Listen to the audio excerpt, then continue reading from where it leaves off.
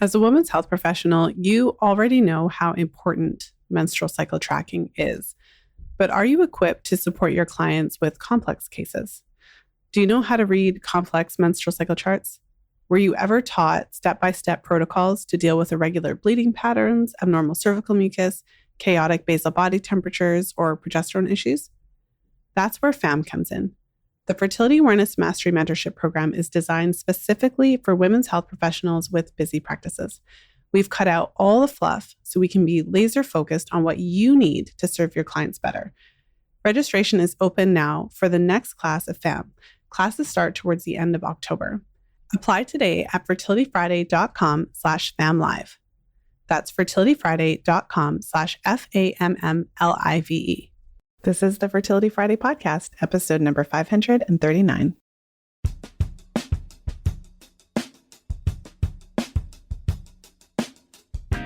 Today, I'm sharing a brand new episode in our FAMM Practitioner series.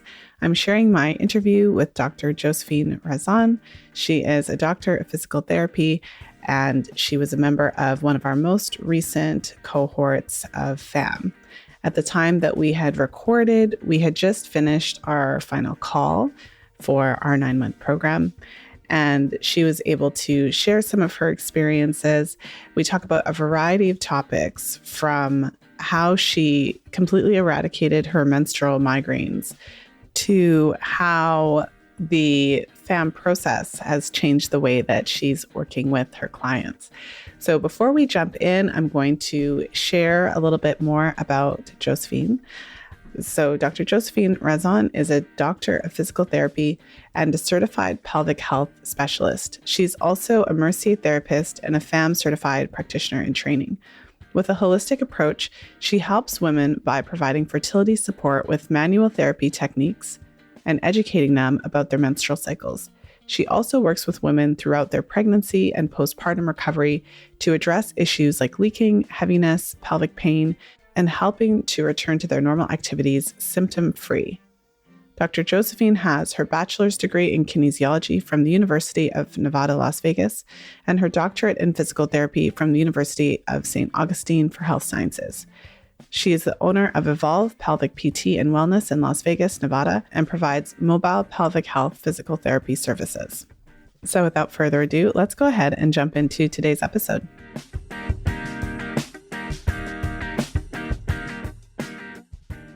And I'm really excited to be here today with Josephine. Welcome to the show. Hello. Thank you for having me here today. Well, thank you for coming on. At the time that we're recording, we have actually just officially finished our classes. So we've been together for 9 whole months, which is crazy because it really didn't feel like it went by so fast. Like, I don't know where the time, I say that all the time, but it's true. It's like, oh my gosh, we're at the end of the program. So really excited to chat with you today. And as I was mentioning when we were doing our pre-chat, I love starting with the question. So I'll just go ahead and put you on the spot and you can share a little bit about yourself for our listeners. So tell us when you had your first period, what that was like, and kind of share with us some of your experiences that really led you to wanting to bring fertility awareness into your practice at this stage. Yeah. So I actually got my first period when I was 17, which I felt was like a lot later than a lot of my friends because they had all gotten it way earlier, like around maybe like 13. I think I even had a friend who got it at 10 or something like that. So I was like, I always thought there was like something wrong with me when I got it so late, or I was like, where is it? But also, like, my mom didn't really talk about those kind of things. I mean, I learned it in like 5th grade health class about like a period and, what you use and everything. But so I didn't really get it till like my late teenage years. But after actually going through our program, like, oh, I think I know why I got it a little bit later, because I actually danced competitively when I was a kid. Like, I was very active. I'd be at dance class at dance studios, like all day and everything. And I was like rail thin, actually. So I probably was not eating a lot and really active, and kind of maybe that's, I'm guessing, why I had my period much later than a lot of my friends. But kind of fast forwarding to now, I'm actually a doctor of physical therapy here in Las Vegas, Nevada, and I actually specialize in pelvic floor physical therapy. And I've actually been a PT for 10 years. I did orthopedics for like a long time. And then when I got pregnant with my first kid, I had a lot of pelvic pain. And there's actually not a lot of pelvic PT providers here in town. And so I was like, I want to like fix myself. So I actually ended up going back to like a certification program. I did a year-long program to really get into pelvic PT, and I had my first kid and kind of had a somewhat traumatic birth in a way. And so I was really excited to start helping that patient population.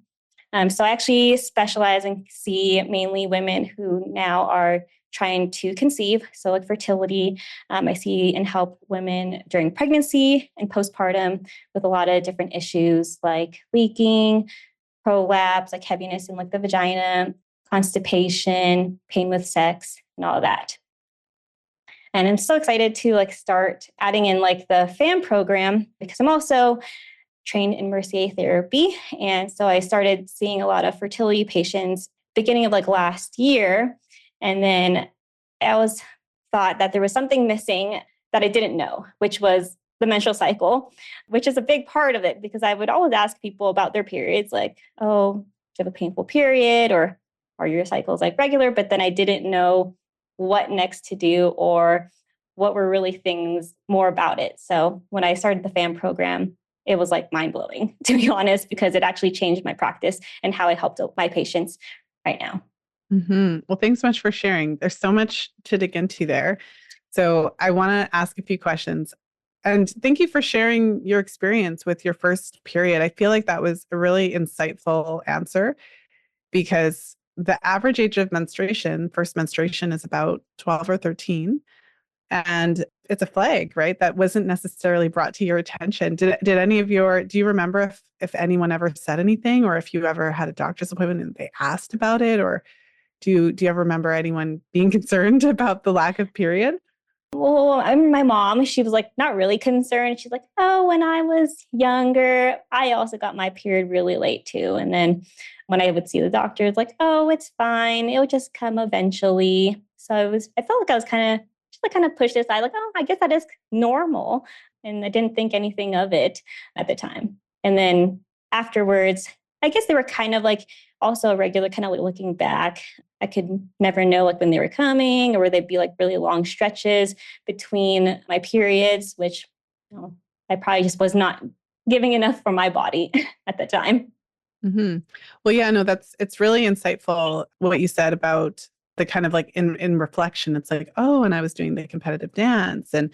And so I think it is helpful just in general to be aware of that. And this is one of the reasons why there are organizations out there that are advocating for using the menstrual cycle as a vital sign and often with a focus on teens. So like ACOG, they have that kind of statement that we should be looking at the menstrual cycle as a vital sign. And in their paper where they talk about that, they're specifically saying that healthcare providers should be talking to teenage girls about when they're getting their periods and things like that. So yeah, so really interesting entrance, I suppose, into menstruation.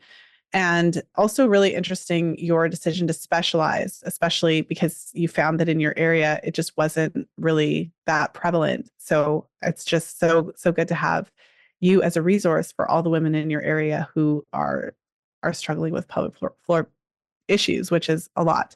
So we might be able to dive into that a little bit as well, but share a little bit more. I mean, you were specifically kind of focusing a bit more on fertility and female specific issues. So you said that kind of shifted the way that you practice. Maybe talk a little bit about that. Like, I'm trying to think of the best way to ask this question, but maybe what information did you find most impactful and like how has it changed the way you practice? So I think I kind of got into fertility when I first did my Mercier therapy training with Dr. Jennifer Mercier, and where we learned different visceral mobilization techniques. We did talk about like the menstrual cycle a little bit on like how it works and how conception happens and everything.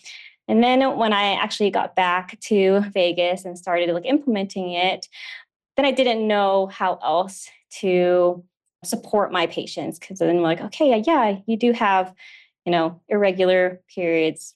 Okay. Then I was like, I'm not too sure what next to do. Or we learned about like ovulation strips, and just that's how we kind of learned in the Mercier therapy training of knowing, okay, it's ovulation time.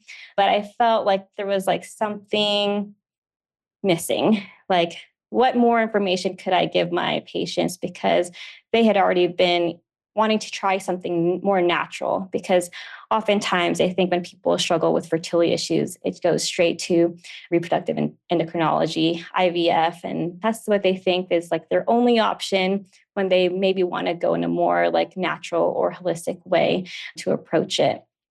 So I think the FAMM program like really gave me a better understanding of like, we talked so much about like the foundational factors of what affects our menstrual cycles, or what to look for when we're like someone's trying to conceive, and knowing like, oh, is someone even actually ovulating? And that's such a big part, I think, that people don't even know. Like, they don't understand about their bodies. And I always try to educate my patients about like their bodies. Like, since I am a pelvic floor PT, like, pain with sex is not normal.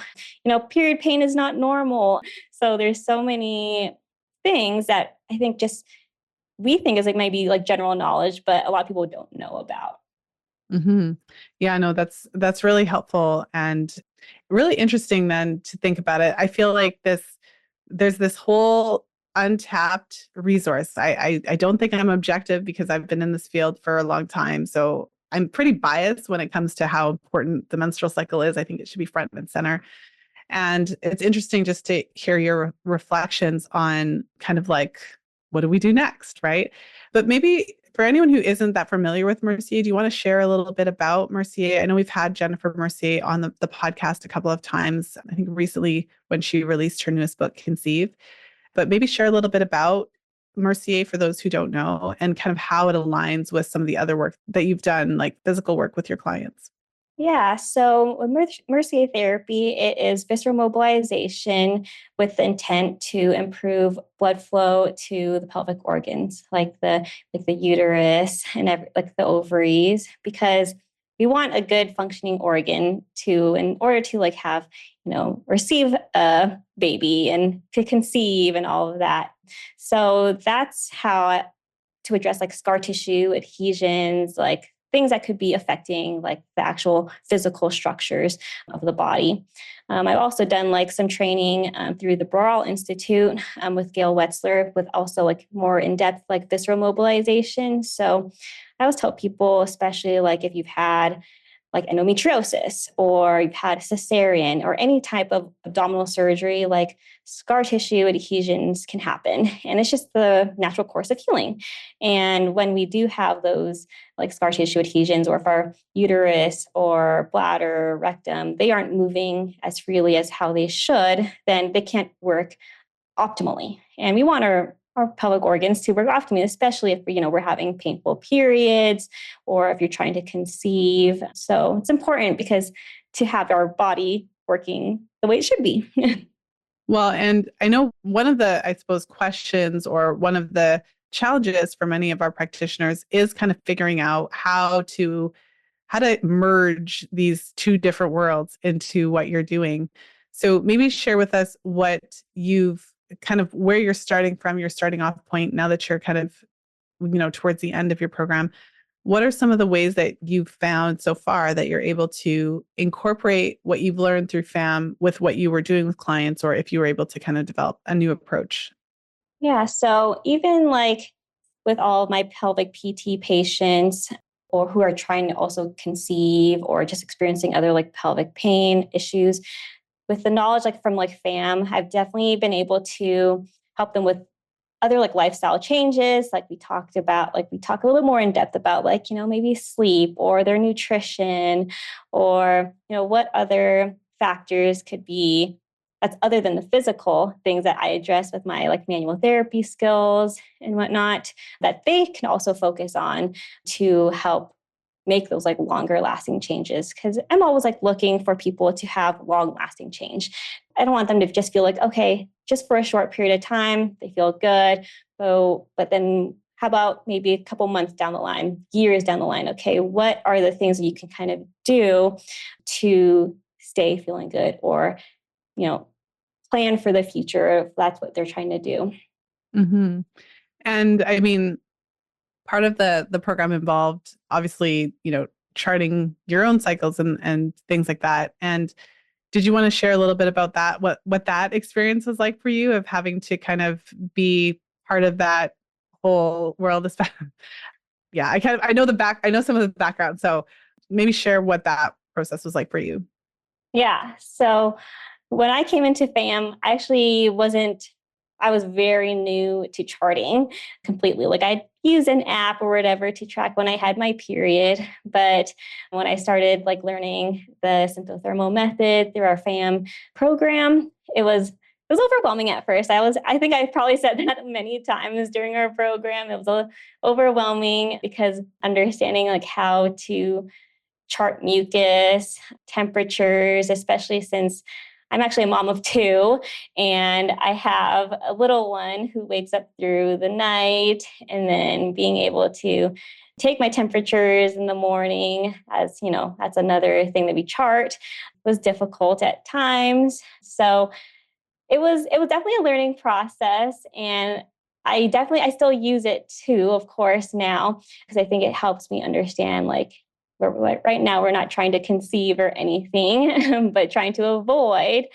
But it's now a great way to not use birth control. And I never use actually birth control ever in my life, but it's now a better understanding for me to know more about my body and about that. Because I think I mentioned in the program, like my biggest issue with my menstrual cycle was I was getting headaches. I was always getting headaches like a few days before my period, and then the first couple of days after my period. And they were so bad that I would have to like take medication. It's just like, I would be like the irritable mom that I didn't want to be because it was just like so bothersome. But then going through the program, I actually found like really quick changes when we started working together. And I don't even experience any headaches anymore, which is really nice. Yeah, I remember you mentioning that, and that's huge. I mean, do you want to talk a little bit about that? Because we didn't, I don't recall us having a specific session where it was like targeted to get rid of your headaches, right? Like that wasn't exactly the approach. That was one of the things that you were working on, but we were kind of focused in a bit of a different way, a bit of an overall way. So could you share a little bit about like how frequently they were coming and like all that stuff, like how painful they were and all of that, and what you feel made the biggest difference for that shift? Because that's pretty big to like not really have them at all anymore.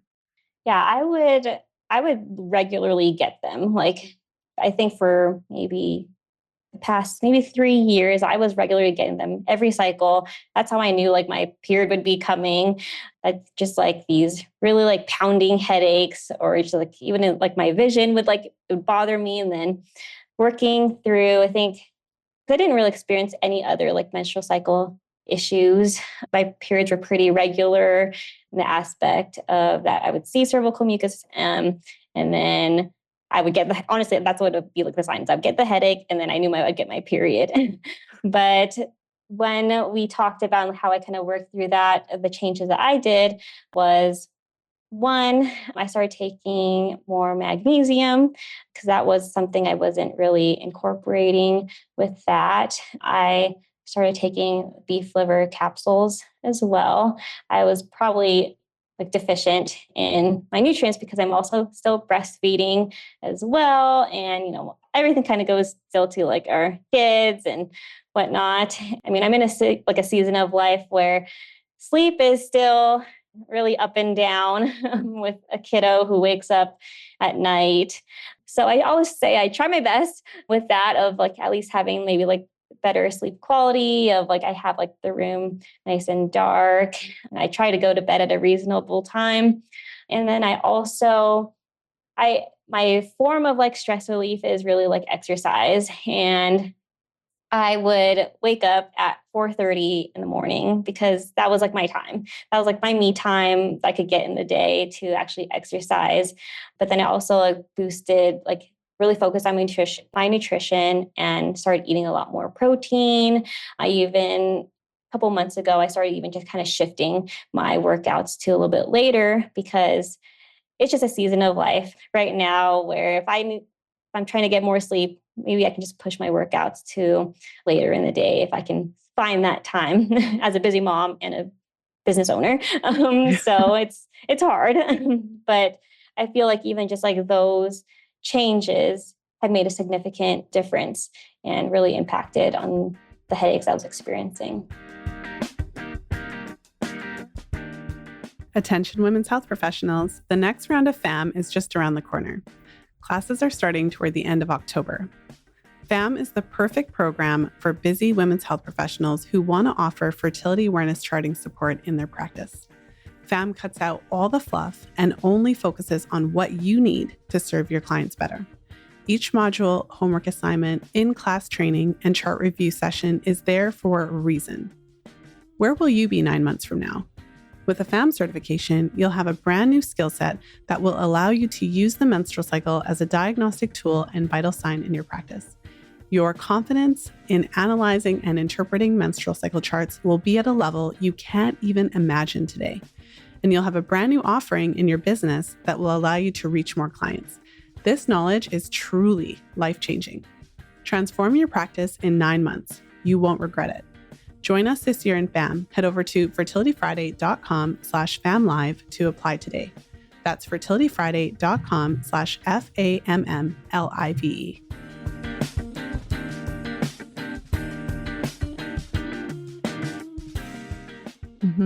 Oh my goodness. Thank you for sharing that. I mean, it's huge. When we talk about it kind of in this format, it seems like, oh, she just, did these things. But as you mentioned, you are a busy mom of 2. I mean, you somehow make it all work. I know the kiddos have made several cameos on the calls. You really did make it work, right? And it's not easy. And none of the things that you mentioned are easy to do or easy to maintain. I really love that you prioritize your self-care and your exercise. Like you said, it's your me time. And if anyone is also a mom, so most of the listeners know I'm a mom of 3 as well. So I've got kiddos running around, and it's not easy to make that time and to carve it out and to be consistent with it. So I think that that's amazing that you've done that, but also that you've been flexible to try to kind of figure out, how do I make sure to get my workouts and also get enough sleep and also make sure I'm getting sufficient protein and all the things. So I'm just so glad to hear that you were able to, who wants to have headache? You don't have time for that. Literally. So yeah, so glad that you shared that with us. And I mean, I'm thinking of other practitioners with kind of the questions that I get about the program and how did you, speaking of being a busy mom and a business owner, how did you manage to find time for this program? Definitely. I always tell people we don't find time. We have to make time. And that's what was the biggest thing, was that I had to when I was driving, so I actually do mobile physical therapy, which means I go to all my patients' homes and I do treatment there. So I would always turn on one of our courses thing, and I would listen to it as I'm driving from patient to patient. Oh my gosh, I was like, that's so great. That's great information. And then I would have to go back again, and listen to it. But that's one way I kind of would sneak in our little lessons, because it's kind of a hybrid. We would have our live sessions, and then we also had the pre-recorded stuff. And so it was really easy to kind of pop that in, and I could just drive from patient to patient and listen and learn.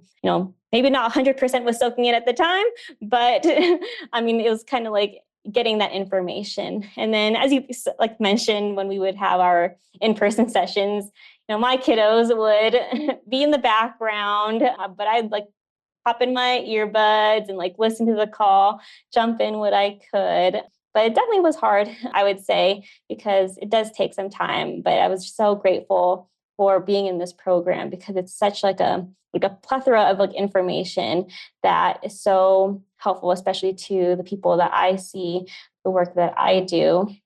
But yeah, I always say carving in the time to do the dang things is so important, Yeah. because it is hard to juggle mom life, work life, and then starting and learning all this information, which was mind blowing at points, because I'm like, oh my gosh, I didn't even know that, or that could affect this person, or how can I incorporate it now?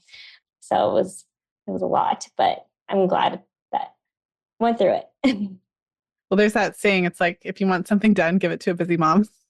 I don't know if you've heard that before, but yeah, I mean, we just get stuff done, right? So I feel like you do make time for the things that are important. And one thing that I will say is that despite all of the things, you attended most of the calls live. Like yeah. So you're amazing is what I'm saying. So you've Thank you. mentioned you're welcome. You mentioned a couple times mind-blowing information. So can you share with me, like, just so that I know, it's really helpful, like what were some of the things that stood out, like in terms of like what you learned that you didn't know or what you hadn't learned in your other kind of training and certification programs? Mm. So, I mean, I definitely thought like just the nutrition aspect of it and how that impacts our like menstrual cycles a lot. I mean, even like just reading like through your book of like Real Food for Fertility with like Lily, that is such like a good resource that I even like now like will give to my patients who I see, and will recommend it to even like all the people if they're thinking about trying to conceive, or having menstrual cycle issues. So I felt like the nutrition aspect of that. I mean, even through all the courses that I've been through, like we don't really talk about like the males. And of course, they're like 50% of trying to conceive, and understanding and learning about even just like about sperm health and sperm quality, and how it's like changing throughout the years. And there are things that you can actually do to improve that. It's not an end all be all, but providing that information now to my clients for that. So I thought that was really interesting. And also just the whole charting thing, to be honest, because I had no experience about like, tracking my temperatures, like the in-depth difference about mucus and all of that. And then being able to confirm ovulation without having to use all these crazy devices, right? Like there's so many things out there on the market right now that people can use to track their fertility. But this is like such a simple, I wouldn't say simple, but it's like, an in-depth method, but like you don't have to buy like $1,000 device to be like doing something, which you can just be, and like having good body awareness and understanding your body is so powerful. So I think all of that has been it's really been interesting to like learn and to be able to share that and help with my people that I see. Yeah, no, it's really helpful to me to hear what stood out to you as well, because obviously we cover a lot of things, but yeah, that's really helpful as well. Were there any other aspects of your experience that you wanted to share? Did anything else stand out that you were hoping to share today in our conversation? I mean, I would just like to share about like, when I think a lot of people don't realize that, painless sex is not normal kind of thing, especially that's important when people are trying to conceive, to also kind of think about there are many reasons why there could be why that's occurring, whether it be like something physical, like maybe like the pelvic floor muscles, or is it, a history of like, birth control that has also been like known to cause like pain with like sex, or understanding like, maybe hormones play a big role with that, because if you're not providing like having like a lot of arousal fluid, or, estrogen is like low and all of that. I think that's a big thing that people maybe don't know about. They're trying to conceive, or to also reach out to find that help with that, because that can be a big part, right? If you're trying to Mhm. conceive and you're having pain with sex, it's one, it's not enjoyable, or two, it's that don't want to do it, and then it's like you're going kind of in that circle kind of thing. So I think that's also like a big part of like if people are trying to conceive, to maybe Well, address. But there are other yeah. like practitioners to help with that. And question for you. So in terms of your work with pelvic floor physiotherapy, what is the number one reason why women come to you? Is it pain with sex? So since I see like a lot, like kind of like a broad spectrum of people who are like either trying to conceive, pregnancy, postpartum, I mean, I see like a various diagnoses that I see, but everyone always just thinks about just doing Kegels. Like when they hear about pelvic floor physical therapy, it's just Kegels, which is literally just a muscle contraction. And that's actually could sometimes make it their symptoms worse.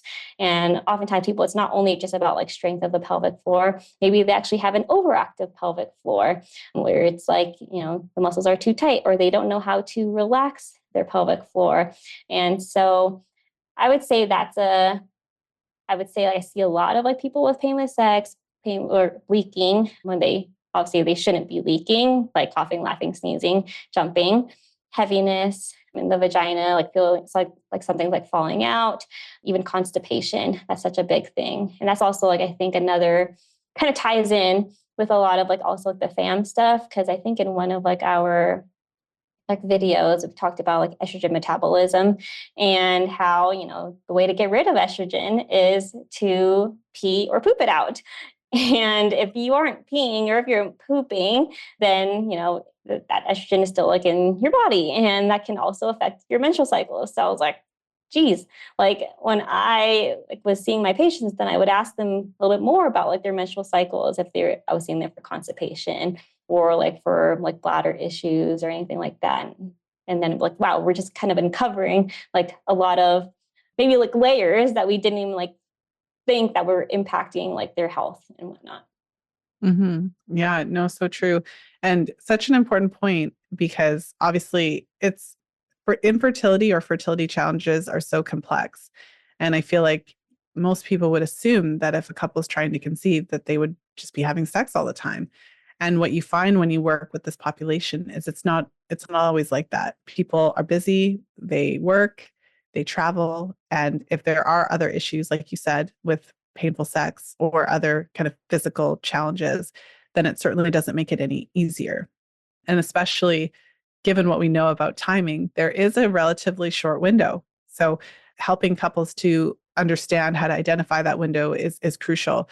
So I do remember the question that I wanted to ask about, which is that a lot of practitioners these days are wanting to find ways to specialize. And I think a lot of practitioners who are interested in the fertility awareness mentorship, like this topic, this program, are wanting to potentially specialize in that area. So maybe share a little bit of your experience of how FAMM has kind of whether helped you to specialize more or even just like share with us a little bit about what your experience was, especially given that you ventured into Mercy. So you're obviously wanting to venture a little bit into the fertility space. Yeah. So I think like now that I like pretty much like market or I kind of see people for like for fertility and like pelvic health conditions, it's also nice to be able to help others like with also like just their menstrual cycle. Because if they're not even like ready to like either conceive or they're not maybe like having any other pelvic health issues, like, okay, yeah, I think the FAMM program and like being able to teach people the symptothermal method on like understanding like their menstrual cycles has also been a great addition to like my practice because then maybe they weren't seeking out for like painful like pelvic issues, like they didn't think anything of like leaking, right? Like a lot of people dismiss a lot of like these other things, but I had like for example a call the other day of someone who reached out because they're experiencing painful periods, which can also be helpful with like visceral mobilization. But then also, then we kind of talked a little bit more and like how she's having irregular periods. And, I think the FAM program is such a great addition to like having people understand a lot more and like teaching them about like those lifestyle changes of what they can do in addition to like the manual therapy things that I can provide to them and kind of partnering. So they kind of like, I was like, these all kind of merge together really, because if I'm seeing someone like in the reproductive years, they're still having a period. And if they're having irregular periods, that's something that needs to be addressed and not dismissed because if they're having other pelvic issues and we're not resolving or addressing one, maybe we're not going to get that full resolution of symptoms kind of thing. Mm-hmm. Well, so as we start wrapping up, I would love for you to share a little bit about, again, I know you shared a little bit about your practice, but where you are in the world, if anyone is local or if they're not local, and just share a little bit about how anyone who's listening can connect with you as well.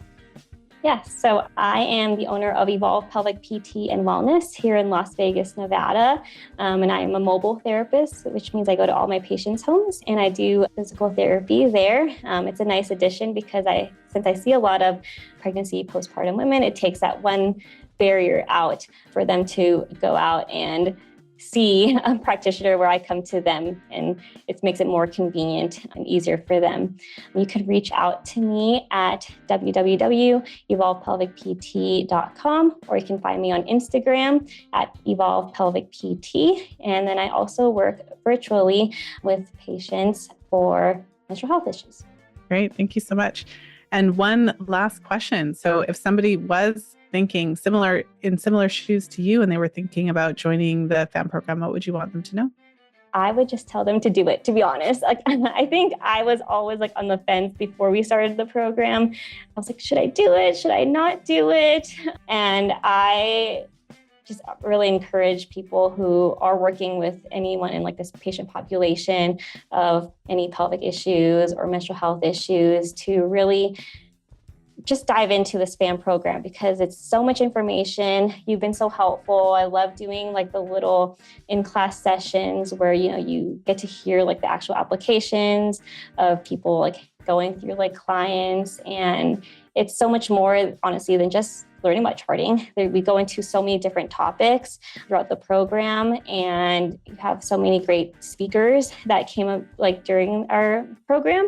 And it's really nice to hear all this information from you and all the other people, and just even the girls in our cohort kind of sharing experiences with all that. Oh, thank you so much. Thank you so much, Josephine.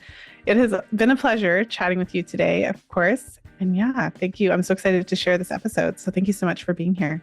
Thank you for having me. Thank you for listening. If you enjoyed today's show, please share it with a friend. You'll find the show notes page for today's episode over at fertilityfriday.com/539. I hope that you enjoyed today's episode with Josephine. It was such a treat to have her on the show and delve deeper into her personal experiences as well as her professional experiences in the program. It was really fun to hear some of the personal improvements that she experienced. It's not every day that a person will experience the complete cessation of their menstrual migraines. So that's really exciting. And it was really fun to hear how she's planning to incorporate what she's learned into her practice. It's always really fun for me to see how our practitioners will implement what they've learned, what they'll do in the world. So I love watching our practitioners thrive out there in the wild, so to speak, once they've completed their FAMM certifications. And of course, if you are listening to this episode in September or October of 2024, registration is currently open for our next round of FAMM. We'll be starting in October 2024. If you're listening in the future, make sure to head over to fertilityfriday.com/FAMMlive, FAMMLIVE, for details about our next upcoming class. So with that said, I hope you have a wonderful weekend, whenever you're tuning into the show. And of course, as always, until next time, be well and happy charting. And that's a wrap. If you're loving the FAMM research series or our FAMM practitioner series, then I know you'll love our Fertility Awareness Mastery Mentorship Program.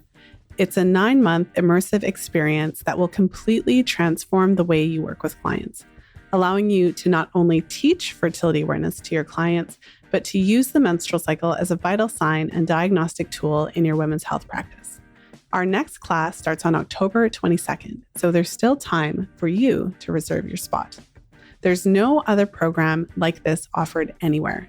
Transform your practice in 9 months. Head over to fertilityfriday.com/FAMMlive to apply now. That's fertilityfriday.com/FAMMLIVE.